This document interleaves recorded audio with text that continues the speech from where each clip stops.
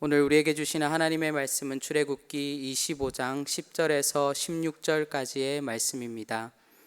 출애굽기 25장 10절에서 16절까지의 말씀입니다. 제가 가지고 있는 성경, 구약 성경 119면에 있습니다. 출애굽기 25장 10절에서 16절 우리 다 함께 읽어보도록 하겠습니다. 그들은 조각나무로 궤를 짜되 길이는 2규빗 반, 너비는 1규빗 반, 높이는 1규빗 반이 되게 하고 너는 순금으로 그것을 싸되 그 안팎을 싸고 위쪽 가장자리로 돌아가며 금테를 두르고 금고리 넷을 부어 만들어 그 네 발에 달되 이쪽에 2고리 저쪽에 2고리를 달며 조각목으로 채를 만들어 금으로 싸고 그 채를 궤 양쪽 고리에 깨어 궤를 매게 하며 채를 궤의 고리에 깬 대로 두고 빼내지 말며 내가 내게 줄 증거판을 궤 속에 둘지며. 아멘. 오늘 본문에 앞서는 성막에 필요한 재료들을 하나님께서 구해오라 라고 이스라엘 백성들에게 명령하는 장면을 우리는 볼 수 있었습니다. 그리고 나서 오늘 본문에 등장할 내용은 자연스럽게 이제 성막의 재료들을 하나님께서 구해오라 하셨으니까 성막을 만들 그런 차례일 것 같은데, 오늘 내용에 보면 어떤 내용이 등장합니까? 법궤를 만드는 그 내용에 대해서 등장하는 것을 우리는 볼 수 있습니다. 왜 앞선 절에서 성막에 대해서 이렇게 하나님께서 청사진을 이야기하시고 난 다음에 왜 그 다음 절에 법궤에 대하여서 이야기하고 있는 것이겠습니까? 그것은 성막보다도 무엇이 더 중요하다는 것입니까? 바로 법궤가 더 중요하기 때문에 바로 하나님께서 이 성막에 대한 내용을 먼저 말씀하시지 않고 법궤에 대한 내용을 말씀하시는 것을 우리는 볼 수 있습니다. 이스라엘 백성들은 실제로 시내산에서 하나님을 경험한 이후에 이스라엘에게 하나님의 임재를 상징할 수 있는 가장 중요한 물건은 바로 성막이 아니라 무엇이라는 것입니까? 바로 법궤다라는 것을 우리는 알 수 있습니다. 법궤가 없는 성막은 하나님의 임재를 상징할 수 있겠습니까? 법궤가 없는 성막은 하나님의 임재를 상징하지 못하기 때문에 성막을 이루는 어떠한 구성 요소들 중에서 가장 중요한 요소는 바로 법궤다라는 것입니다. 그래서 법궤는 지성소에 소장되어 있습니다. 이렇게 중요한 법궤는 어떤 의미를 지니고 있는 것이겠습니까? 바로 법궤는 하나님과 이스라엘을 만나게 하는 바로 그 역할을 함과 동시에 조금 더 넓게 보아서는 바로 사람과 하나님을 이어주는 통로의 역할을 하는 것이 바로 이 법궤입니다. 하나님께서는 언제나 그러셨듯이 하나님과 멀어진 그 인간관계를 하나님께서 먼저 찾아오셨고 또 하나님께서 먼저 손 내밀어 주셨고 화해의 통로를 만들어 주신 것을 우리는 성경을 통하여서 잘 알고 있습니다.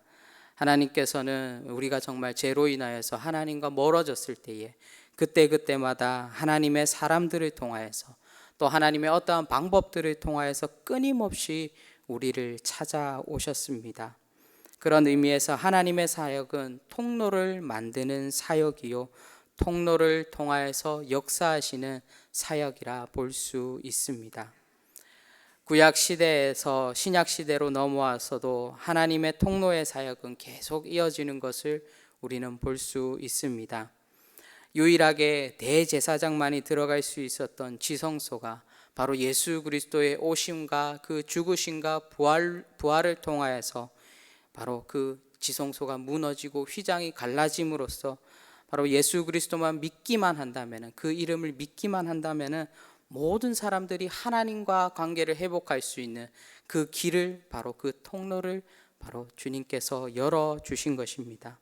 바로 하나님께서 친히 통로가 되어주셔서 인간의 육신을 입으시고 인간의 죄를 위하여서 죽으시고 부활하셔서 구원의 통로를 만들어 주신 것입니다.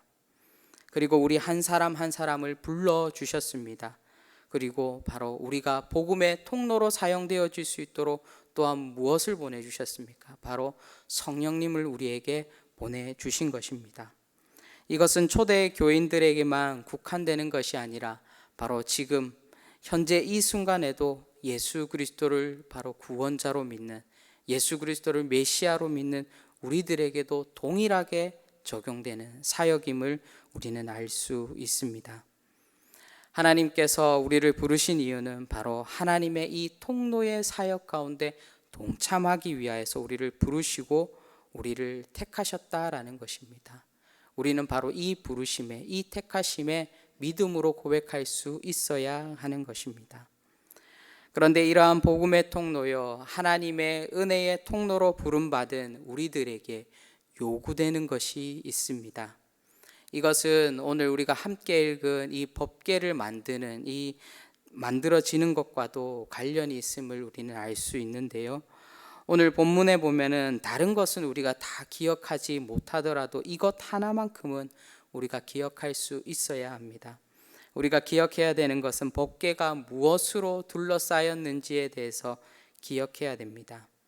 오늘 말씀 11절에 보면은 법궤는 무엇으로 둘러싸여 있다라고 말씀하고 있습니까? 바로 금으로 둘러싸여져 있다라고 말합니다.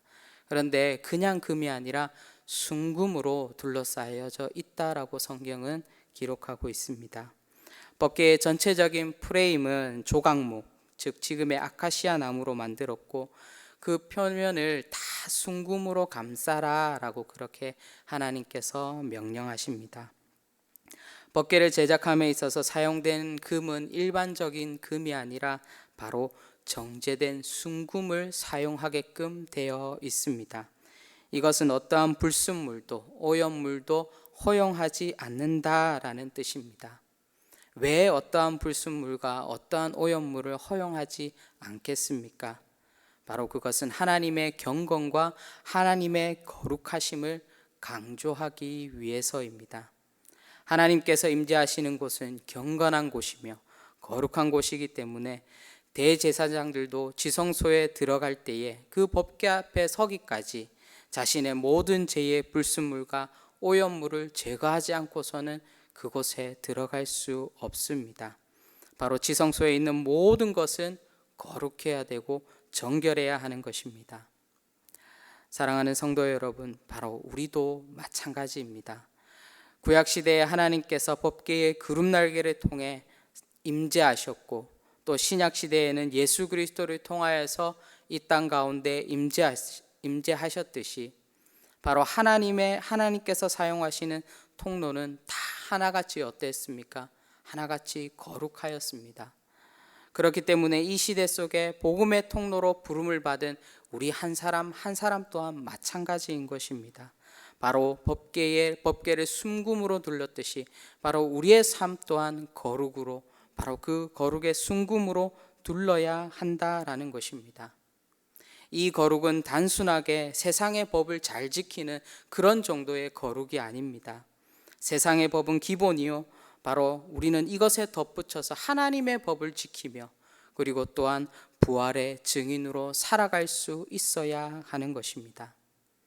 히브리서 11장 36절에서 38절의 말씀에 하나님의 법을 지키며 바로 부활의 증인으로 살아가는 사람들의 삶에 대해서 이야기하고 있습니다. 히브리서 11장 36절에서 38절에 이렇게 기록합니다. 또 어떤 이들은 조롱과 채찍질 뿐만 아니라 결박과 옥에 갇히는 시련도 받으며 돌로 치는 것과 톱으로 켜는 것과 시험과 칼로 죽임을 당하고 양과 염소의 가죽을 입고 유리하여 궁핍과 환난과 학대를 받았으니 이러한 사람은 세상이 감당하지 못하느니라. 그들이 광야와 산과 동굴과 토굴에 유리하였느니라. 아멘. 히브리서 기자는 이렇게 부활의 증인으로 살아가는 그 사람들은 세상의 어떠한 조롱과 시련에 굴하지 않고 이를 넘어 죽음 앞에서도 굴하지 않고 복음을 위하여서 열심으로 달려가는 자들이다 라고 그렇게 표현하고 있습니다. 이들을 가리켜서 세상이 감당 못할 자들이다 라는 그런 말을 통하여서 표현하고 있습니다. 오늘 우리는 우리의 삶 속에서 바로 우리 자신에게 질문해 보아야 합니다. 과연 우리는 세상이 감당하지 못할 사람인가? 아니면은 세상이 무시해도 좋을 사람인가? 우리는 곰곰이 우리의 삶을 돌아보며 우리의 거룩을 다시 한 번 더 점검해 보아야 하는 것입니다. 그리고 오늘 우리가 하나님 앞에 기도할 때에 하나님, 내가 세상이 감당 못할 사람으로 살아가기를 작정합니다. 하나님, 나를 사용하여 주시옵소서. 하나님의 영광을 나타내는 하나님의 도구로 사용되게 하여 주시옵소서. 거친 세상에서 실패할지라도 그러나 다시 한 번 더 일어나서 복음의 통로로 우리를 사용하여 주시옵소서. 다 함께 기도할 수 있는 여기에 모인 우리 모든 대도의 성도님들 되시기를 주님의 이름으로 축원드립니다. 기도하도록 하겠습니다. 사랑의 주님, 우리가 주님 앞에 나아갑니다.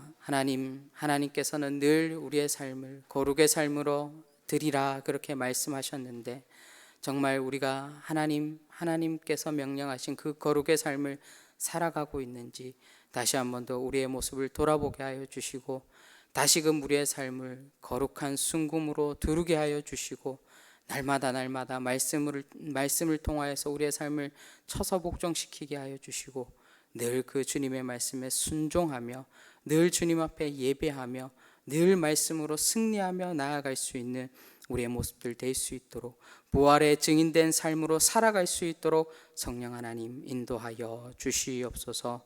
오늘도 우리에게 힘 주시고 능력 더하여 주시고 은혜 더하여 주시옵소서. 감사드리옵고 예수님의 이름으로 기도함나이다. 아멘.